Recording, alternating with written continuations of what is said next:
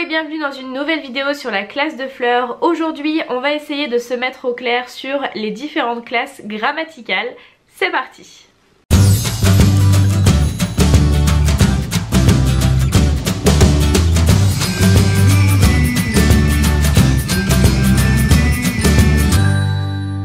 Première chose extrêmement importante, il faut savoir absolument différencier la classe grammaticale, c'est ce qu'on appelle aussi la nature d'un mot, de sa fonction. La classe grammaticale d'un mot, c'est ce qu'il est.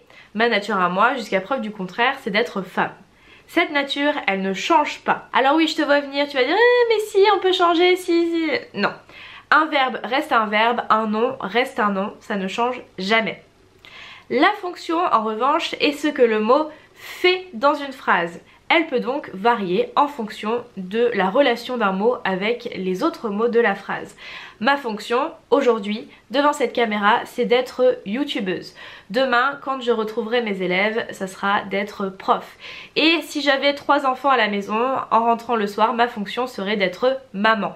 Comme la fonction de quelqu'un évolue au fur et à mesure de la journée, eh bien la fonction d'un mot dans sa phrase peut elle aussi évoluer. Si tu connais les différentes classes grammaticales que je vais te rappeler d'ici quelques minutes, eh bien tu seras paré pour toutes les analyses grammaticales possibles et inimaginables. Mais si tu n'es pas au clair avec ce qu'est un nom, ce qu'est un déterminant ou ce qu'est une préposition, tu ne peux pas faire de la grammaire, c'est impossible. C'est comme si tu voulais conduire sans ne pas avoir passé le code.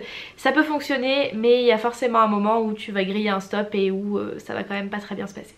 Connaître les différentes classes grammaticales des mots, ça va te permettre de comprendre la structure d'une phrase, tandis que connaître les différentes fonctions, ça va te permettre de comprendre l'organisation des phrases. Aujourd'hui, on s'en tient aux 10 classes grammaticales qui se répartissent en 2 catégories, les mots qui changent, qui se conjuguent, qui s'accordent, c'est ce qu'on appelle les mots variables, et de l'autre côté ceux qui ne changent jamais d'orthographe, c'est ce qu'on appelle les mots invariables. Je t'explique tout ça, c'est parti. Il existe donc 5 catégories de mots variables en français et tu vas voir, elles sont assez faciles à retenir puisque 4 d'entre elles sont liées. La première catégorie est celle des noms, devant lesquels tu vas pouvoir ajouter des déterminants et auxquels tu vas pouvoir associer des adjectifs qualificatifs. Ces mêmes noms peuvent être remplacés par les pronoms.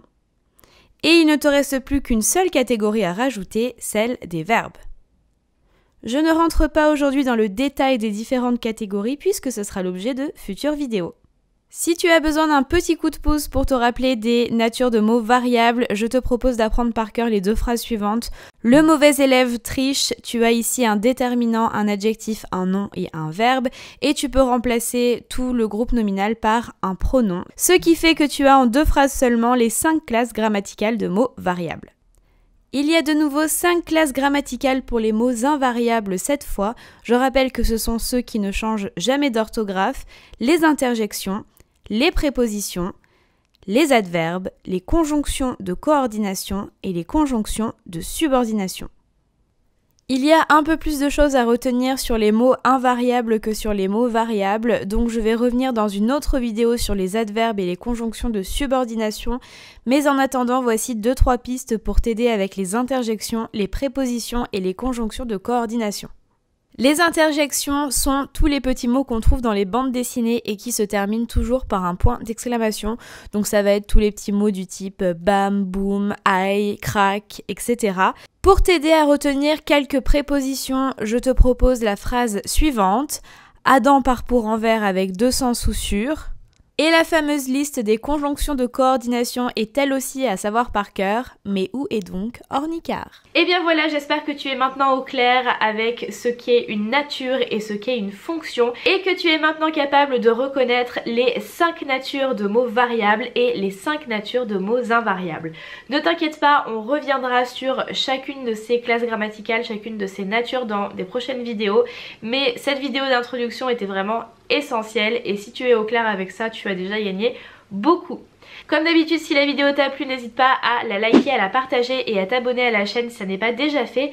Et en attendant de te retrouver très vite par ici, je te souhaite une très belle fin de journée. Ciao!